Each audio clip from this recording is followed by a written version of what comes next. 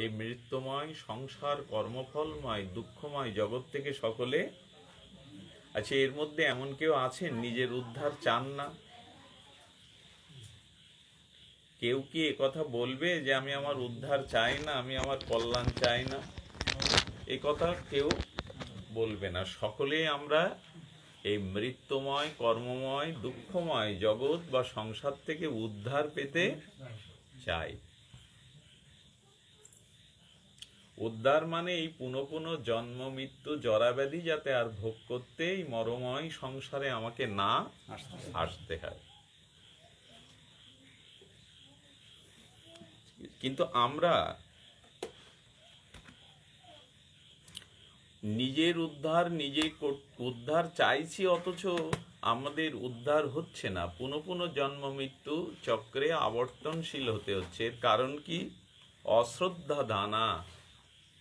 বলছেন এই ভগবানের ভজনে বা ভক্তিতে যাদের শ্রদ্ধা উদিত হয়নি, তারা কখনো আমাকে লাভ করতে পারে না, আমার কৃপা লাভ করতে পারে না। আর যিনি আমাকে লাভ করতে পারেন না, তাকে এই জড়জগতে মৃত্যু সংসারে উদ্ধার না হয়ে পুনঃ পুনঃ আবার জন্মাতে হয়, পুনঃ পুনঃ কর্মফল ভোগ করতে হয়। কারা তাহলে নিজেকে উদ্ধার করতে পারবে না? পতন হবে, বারবার জন্ম মৃত্যু সংসারে আসতে হবে। বলছে আমার প্রতি যাদের শ্রদ্ধা নাই। এই যে এখানে এখন সারাদিন তো আমরা ব্যবসা বাণিজ্য কর্ম স্ত্রী পুত্র নিয়ে ব্যস্ত ছিলাম, বন্ধু বান্ধব খাওয়া দাওয়া নিয়ে। এখানে কোনো মানুষকে কেন বলতে হবে আপনি কথা বলবেন না, আপনি শান্ত থাকুন? এখানেও যদি কোলাহল করি, এখানেও যদি সাংসারিক ভাবনা ভাবি, তাহলে আর দাঁড়াবো কোথায়? তো কারা এগুলি করে? কারা এখানে এসে ঘুমায়, ঝিমায়, অন্যদিকে মন দেয়, আন কথা বলে? বলো যাদের আমার প্রতি শ্রদ্ধা নাই। শ্রদ্ধা বলতে কি? যে ভগবান দেবর্ষিপাদ নারদ বলছেন, প্রভু আচ্ছা আপনাকে সর্বক্ষণ কোথায় পাওয়া যাবে? আপনি বৈকুণ্ঠের অধিপতি, বৈকুণ্ঠে গেলে আপনাকে সবসময় পাওয়া যাবে? বললেন না, আমি সবসময় বৈকুণ্ঠে লীলা করতে অবতীর্ণ হই জগতে, সবসময় বৈকুণ্ঠে আমাকে পাওয়া যাবে। নারদ বলছে, প্রভু তাহলে যোগীদের হৃদয়ে তো পাওয়া যাবে, যোগীদের হৃদয় ছেড়ে তো আপনি যান না। তো বলছেন না, সবসময় আমি যে যোগীদের হৃদয়ে অবস্থান করি তাও না। তখন নারদ বলছে, এমন একটা ঠিকানা দিন যে সব সময় সেখানে আপনাকে গেলেই পাওয়া যাবে।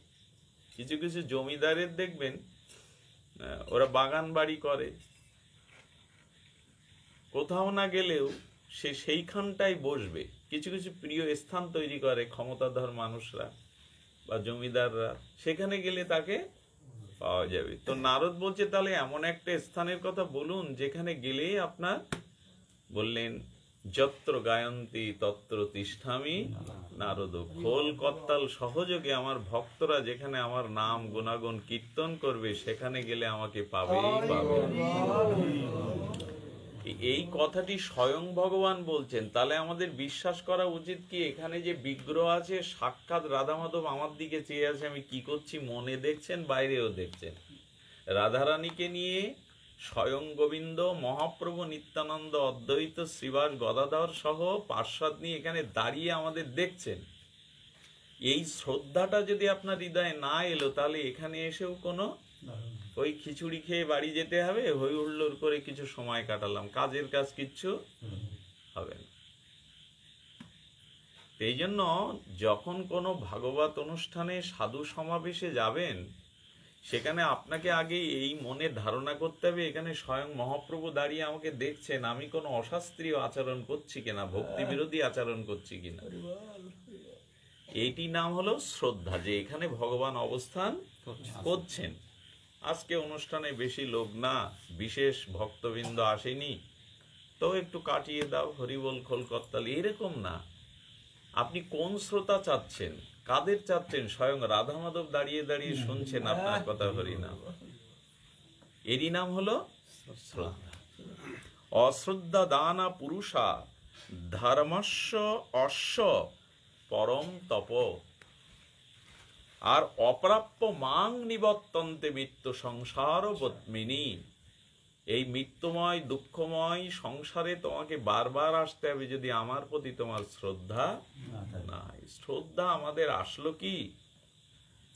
অবজানান্তিমাং মোড়া মানসিং তনু আশ্রিতম। গোবিন্দ বলছে দেখো, আচ্ছা এখানে আমরা যারা আছি মনুষ্যরূপী নরনারী, এখানে যদি ভগবান একটা কূর্ম রূপ অর্থাৎ কচ্ছ রূপ নিয়ে হাঁটাহাঁটি করে, উনি ভগবান সর্বশক্তিমান তত্ত্ব পরতত্ত্ব, কিন্তু কচ্ছপের সাথে আর মানুষের মিলন খেলা আনন্দ ভাগাভাগি হয়? ভগবান তো কচ্ছপ রূপও ধরেছিলেন, শূকর রূপ বরাহ রূপ ধরেছিলেন, মৎস্য রূপ ধরেছিলেন। এখানে ভগবান মৎস্য রূপে আমাদের মাঝে আসলো, মিলবে তো আমাদের সাথে আনন্দ ভাগ, অথচ তিনি ভগবান। তো গোবিন্দ চিন্তা করলেন আর মৎস্য রূপে যাব না, কূর্ম রূপে যাব না, এবার মনুষ্য তনু ঠিক মানুষের আকার ধারণ করে মানুষের মধ্যে মিশবো, তাহলেই তো খেলাটা লীলাটা আনন্দটা জমবে। এই জন্য নৃসিংহ অবতারের পরে ভগবান যতবার এসেছেন কোন পিতামাতাকে বাৎসল্য রস আশ্রয় করে তিনি মানুষের শরীর নিয়ে এসেছেন। তাও 4 হাত নিয়ে আসেননি যে মানুষ যাতে অলৌকিক না ভাবে, 2টি পদ 2টি হস্ত মানুষের মানসিং তনু আশ্রিতম অবজানান্তিমাং মূঢ়া। কিন্তু আমার এই মনুষ্য রূপ দেখে, আমার এই লীলা দেখে যারা মূঢ় অহংকারী অজ্ঞানী অশ্রদ্ধাশীল, সেই মূঢ় ব্যক্তিগণ, মূঢ় কারা? যারা ভগবানে বিশ্বাস করে না, তারা মূঢ়। তো সেই মূঢ় ব্যক্তি আমাকে সাধারণ মানুষ বা একটু অতিরিক্ত শক্তিশালী মানুষ মনে করে, ভগবান বলে মেনে নিতে পারে না। এক ব্যক্তি সারাদিন বলে বেড়ায় ভগবান নেই, এই জগৎটা প্রকৃতির দ্বারা সৃষ্টি হয়েছে, ভগবান নেই। আচ্ছা বাবা, তো নেই তো এতবার সারাদিন বলার দরকার কি? তুই তো সারাদিন বলে আরো বেশি করে ভগবানের নাম আর প্রচার করছিস যে আছে। বারবার একটা জিনিস নেই নেই নেই, ভগবান নেই ভগবান নেই ভগবান নেই, তুই তো ভগবানরাই প্রচার করছিস। আচ্ছা কেউ দিনের বেলায় যদি বলে এখন দিন না এখন দিন না এখন দিন না, একথা বলে তার কোনো লাভ আছে? আচ্ছা ভগবান নেই এ কথাটাই প্রমাণ আছে, এই কথাটা বলবার সাথে প্রমাণিত হয় যে ভগবান আছে। কেউ কেউ দুঃখকর ছেলের পরীক্ষায় পাশ হয়নি, মানা চেনা করেছিল, মেয়ের জামাই ভালো পায়নি, এবছর ব্যবসা বা হালকাতা ভালো যায়নি, ও ভগবান নেই।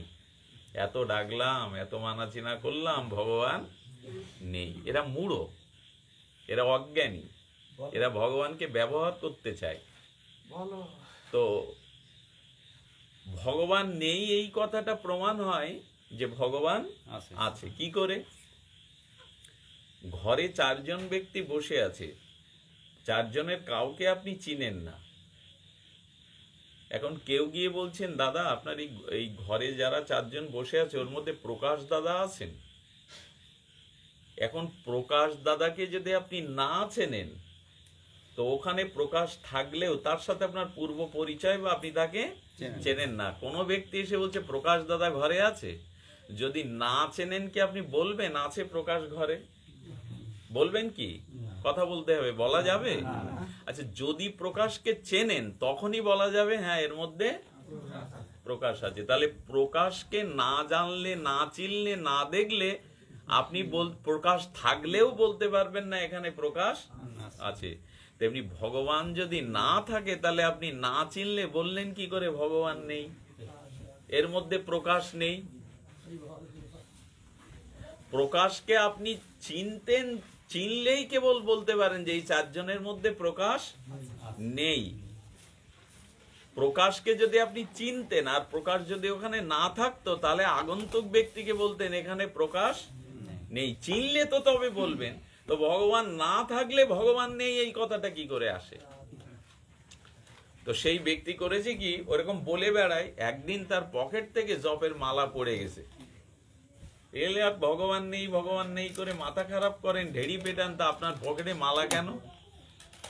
তো বলছেন মাঝে মাঝে মনে হয় ভগবান কোথাও কোথাও আছে, শেষে যদি আমার কথা না থাকে পতন হয়, তাই একটু রেখে দিয়েছি যাতে রক্ষা পায়। আমাদের দশা আমরা নেই করি, নিজের ইচ্ছা মতো চলি, বিপদ আপদ রোগ এলে তখন আছে কোথাও একজন আছে। তো মালা রেখেছে।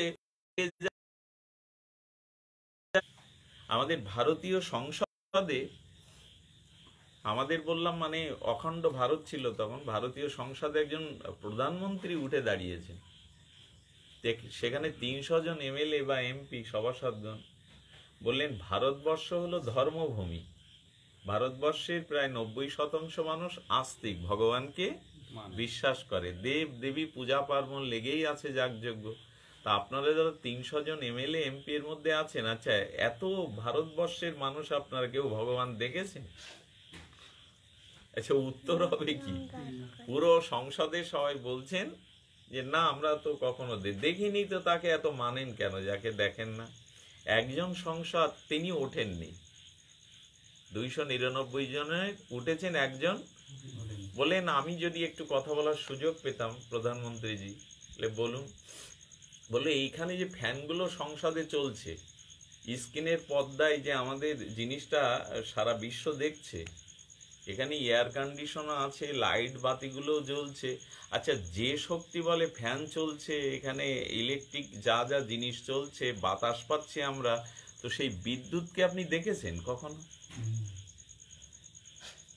যে বিদ্যুতের শক্তি দ্বারা পাখা চলছে, ফ্যান চলছে, হ্যাঁ, শীতাতপ নিয়ন্ত্রিত যন্ত্র চলছে, শব্দগুলো, এই মাইকের শব্দগুলো চারিদিকে ছড়িয়ে যাচ্ছে, তো সবকিছু বিদ্যুতের শক্তিতেই হচ্ছে। এখন আপনি উত্তর দিন যে আপনি বিদ্যুৎ দেখেছেন কখনো?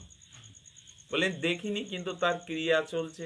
বলে ভগবান যদি না থাকবে, বৃষ্টির ধারাটা আকাশের দিকে না গিয়ে মাটির দিকে আসে কেন? ওকে নিয়ন্ত্রণ করে কে ফেলে?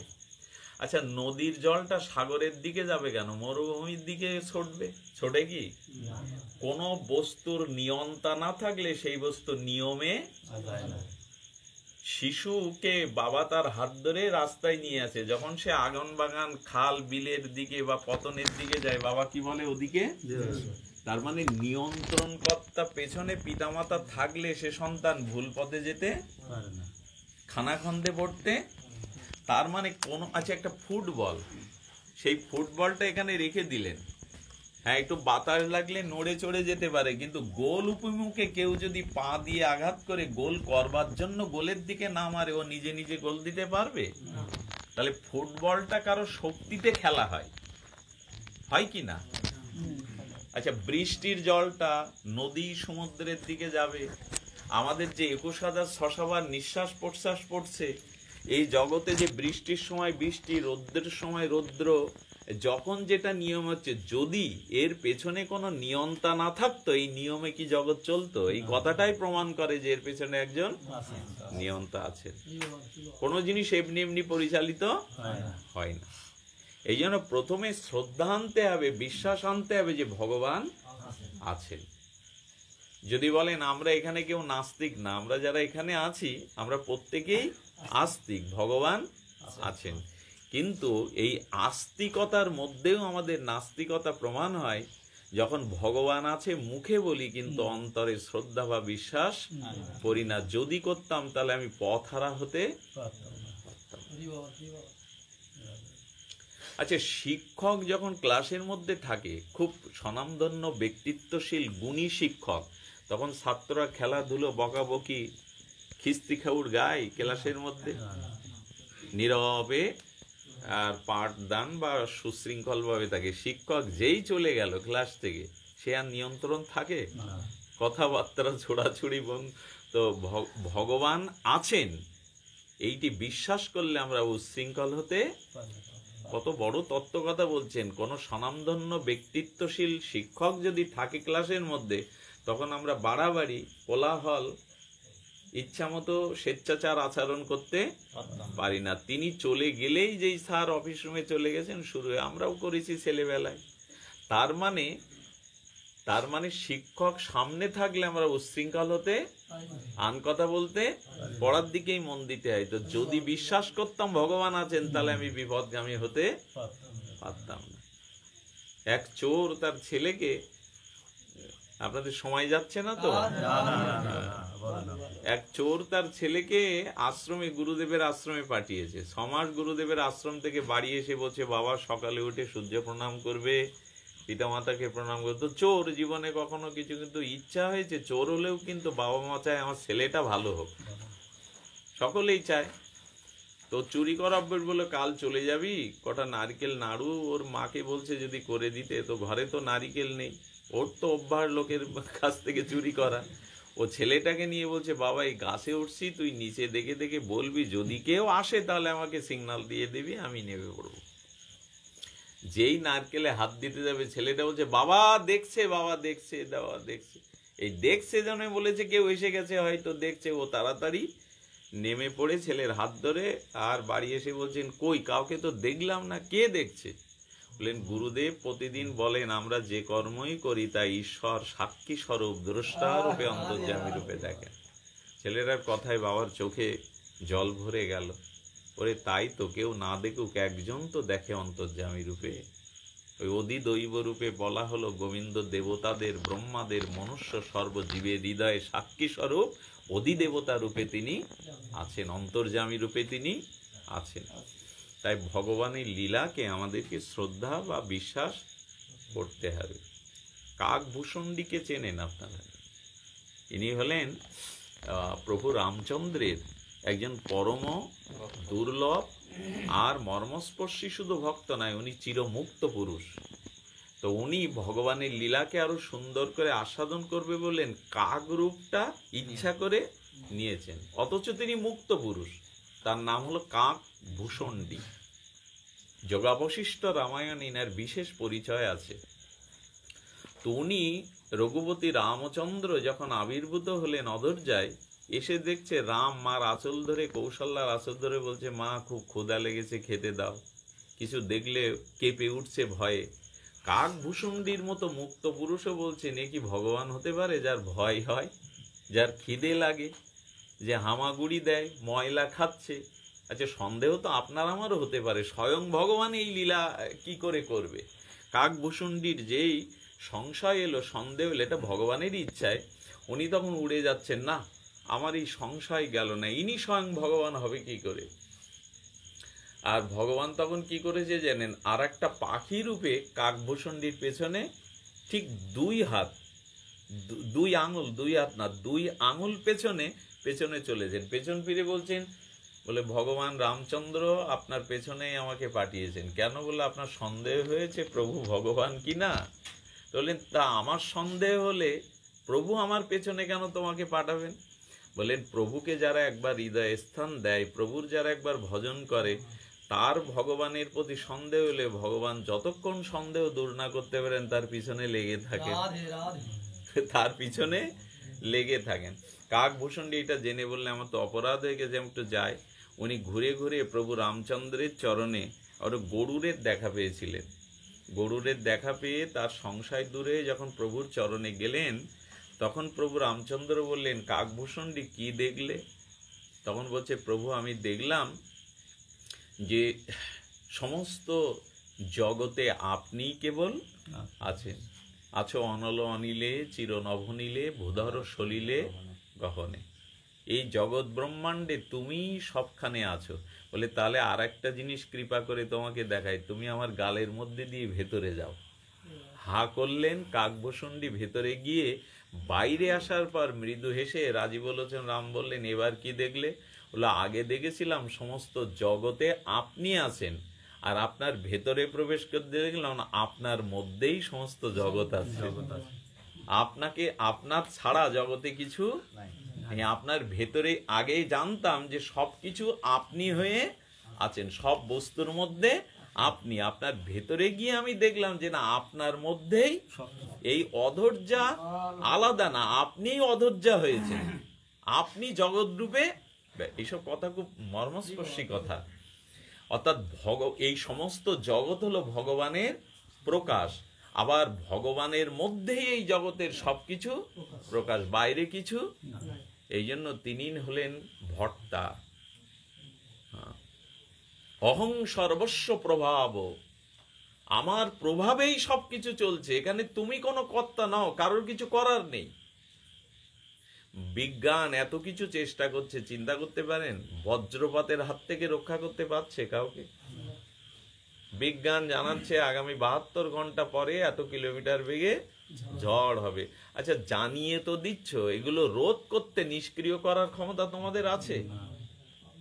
আচ্ছা, এত কিছু ক্ষমতা তোমাদের, গোলাপ ফুলটা তোলো, গোলাপ ফুলটা তুলে যেখান থেকে বৃন্ত থেকে ছিন্ন করা হয়েছে ওইখানে আবার আগের মতো লাগিয়ে দাও।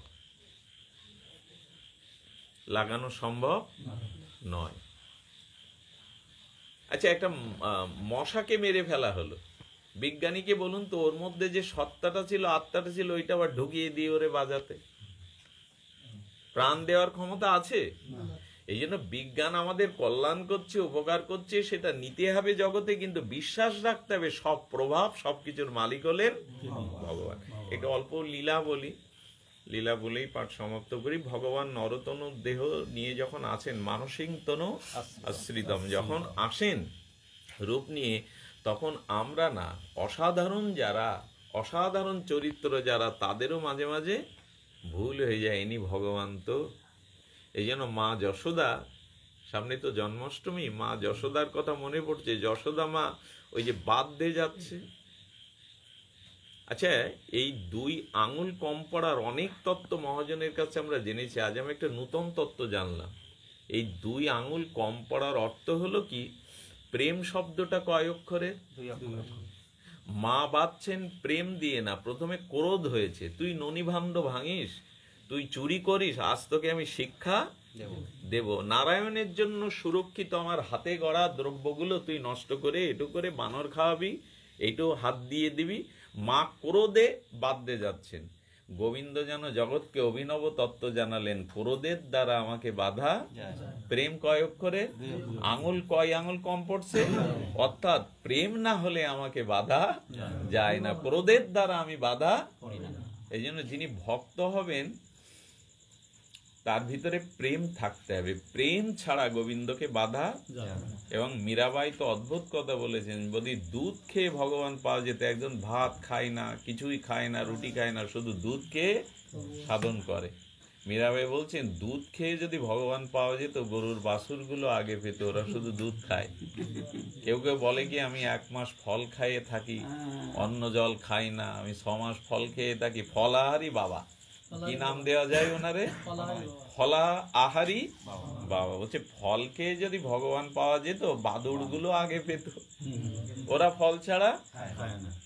কারো পায়ে দেখবেন চাকা লাগানো আছে, কিরকম চাকা জানেন? ভিক্ষে শিক্ষে করে পাড়ায় গিয়ে লোকের ধনে গিয়ে 6 মাস তীর্থে তীর্থে ঘুরে বেড়ায়, বাড়ি খাওয়া হোক আর না হোক, পায়ে যেন চাকা লাগানো, বছরে তাকে তীর্থে, তার একটা অভ্যাস হয়ে গেছে এগুলো ঘুরলেই হবে। তো তাকে মীরাবাই বলছে তীর্থে তীর্থে ঘুরলে যদি ভগবানকে পাওয়া যেত, তাহলে গরুগুলো সারাদিন চড়ে বেড়ায়, তারা ভগবান পেত। ধামে চড়ে বেড়ায়, নবদ্বীপে, পুরীতে ঘুরে বেড়ায়। বললো না। আচ্ছা তাহলে কি বলছেন? বলছেন যে না, ঘুরে বেড়ালেও পাওয়া যায় না।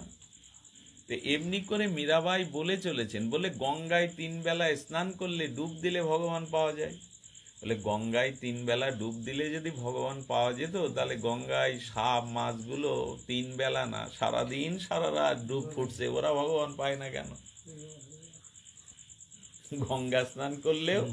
তো এখন বলছে মীরা, তুমি এইসব ছেড়ে বলো তাহলে কিভাবে পাওয়া যায় ভগবানকে, কি করলে পাওয়া যায়? বলে বিনা প্রেম সে নাহি মিলে নন্দলালা। যদি প্রেম না থাকে তো ভগবানকে তুমি কোনো কিছু, যত জ্ঞানী, যত তত্ত্বজ্ঞ, যত দান ধ্যান পূর্ণ কর্ম করো, ভগবান ওই 2 আঙুল, 2 আঙুলটা হলো 2 অক্ষরের প্রেম শব্দ। আচ্ছা এইবার একটা সুন্দর কথা, এইসব কথাগুলো শিহরিত হতে হয়, পরমানন্দের কথা। নারদ আসার পরে গোবিন্দ নারদকে বলছেন, আজ লীলাটা কেমন হলো নারদ মায়ের সাথে? দামবন্ধন লীলা, মায়ের সাথে লীলাটা কেমন হলো? বললেন প্রভু এটা বেকার লীলা। ভক্ত নারদ বলছে প্রভু একটা লীলা হলো, এটা বেকার লীলা। এই কথা বলার ক্ষমতা কারো আছে? দামবন্ধন লীলা বলছে প্রভু এই লীলাটা একেবারে বেকার লীলা। বলে কেন? বলে তুমি শিশুরূপে লীলা করছো, কৌমার্য লীলা। এইখানে 2 আঙুল কম পড়ছে, এটা তো অলৌকিক লীলা। শিশুকেও অলৌকিক তত্ত্ব লীলা দেখায়, এ তোমার একেবারে বেকার হয়ে গেল। শিশুর মতো আচরণ করো, 2 আঙুল দড়ি এতবার জুটছে, কম পড়ছে, মানে তোমার এই অলৌকিক লীলাটা শিশু অবস্থায় দেখানো উচিত হয়নি। তো তখন ভগবান বলছে নারদ, ওই 2 আঙুল কম পড়ছে এটা আমার কারণে না। এর কি অদ্ভুত কথা! বলছে এটা মা যশোদার কারণে। আমার কারণে 2 আঙুল কম পড়ছে না। বলে এটা মা যশোদার কারণে। বলে কিরকম একটু বলো, এখন নিজের দোষটা অন্যের উপর চাপিয়ে দিচ্ছ তুমি। তোমার কারণেই তো যত জড়ি দৌড় দেয় 2 আঙুল কম পারে, এখন মার দোষ দিচ্ছ, নিজের দোষটা চাপাচ্ছ। বলে না, মার দোষ দিচ্ছি কেন শোনো, এটা তো মায়েরই দোষ। বলছে আমার মা যশোদার হাতে এমন গুণ, ওইখানে যা পড়ে ছোট হয়ে যায়, মার হাতে যা যায় তা ছোট হয়ে যাবে। বলে নিয়ে আবার উদ্ভট কথা কি বলছে, তোমার মার হাতে, মা যশোমতীর হাতে যা পড়ে তা ছোট হয়ে যায়। বললেন প্রভু তোমার এই কথা আমি ঠিক বুঝতে পারছি না, একটু ভেঙে বলো কি ছোট হয়ে যায়। বলে যে দড়ি ছোট হয়ে যাচ্ছে 2 আঙুল। তা বললেন কি ছোট হয়ে জানবেন? ভগবান তখন যে কথাটা বলেছিল, ভক্তের হৃদয়ে কথাটা বড় অমৃতের মতো। হঠাৎ কোনো ব্যক্তি যদি গুপ্তধন পায়, 1 মেটে সোনা পায়, যেরকম এই কথাটাও সেরকম। ভগবান তখন বলছেন আমি অনন্ত বিশ্ব ব্রহ্মাণ্ডের অনন্ত কুলমালী। বিশ্বরূপে তো জানেন, অনন্ত ব্রহ্মাণ্ডের অনন্ত রূপ ভগবান, সেই আমার মতো বৃহৎ পরম ব্রহ্ম ভগবানও যার হাতে পড়ে শিশু হয়ে যায়, তার হাতে যা পড়বে তা ছোট হয়ে যাবে। আমি স্বয়ং ভগবান যার হাতে এসে ছোট হয়ে গেছি শিশুর মতো, তাহলে তার হাতে যা পড়বে, এ কথার অর্থ কি, যার হৃদয়ে প্রেম আছে সে যদি স্বয়ং ভগবানকে শিশুরূপ ধরতে বলে, ভক্তের ইচ্ছায় প্রেমে বশীভূত হয়ে ভগবানকে শিশুরূপ নিতে হয়। গোবিন্দ বলেছিলেন কোন প্রেমিক ভক্ত যদি আমাকে সারা দিন বসিয়ে রাখে, আমি সেই প্রেমে বশ হয়ে বসে থাকি। কেউ যদি উঠে দাঁড় করতে বলে, আমি দাঁড়িয়ে পড়ি। আমার ভক্ত যদি বাজারে আমাকে বিক্রি করতে নিয়ে যায়, আমি ভক্তের প্রেমের কাছে বিক্রি পর্যন্ত হয়ে যাই। শুধু তাই না, আমার ভক্ত যদি আমাকে দাস হতে বলে, আমি তার দাস হয়ে যাই, তাকে প্রভু করে নিই। উচিত হলো ভক্তি যাতে হয়, ভক্ত যাতে হওয়া যায়, তাই হওয়া। শ্লোকটা কি বলল, অশ্রদ্ধা দান পুরুষ ধর্মার শস্য পরম তপ। আমরা যেন শ্রদ্ধাটা আনি, বিশ্বাসটা আনি যে গোবিন্দ আছেন, তিনি প্রভু, আর তাকে একমাত্র পাওয়া যায় শ্রদ্ধা আর প্রেমের দ্বারাই। আমাদের সকলের মঙ্গল হোক, সকলের কাঙ্ক্ষিত প্রেম ভক্তি লাভ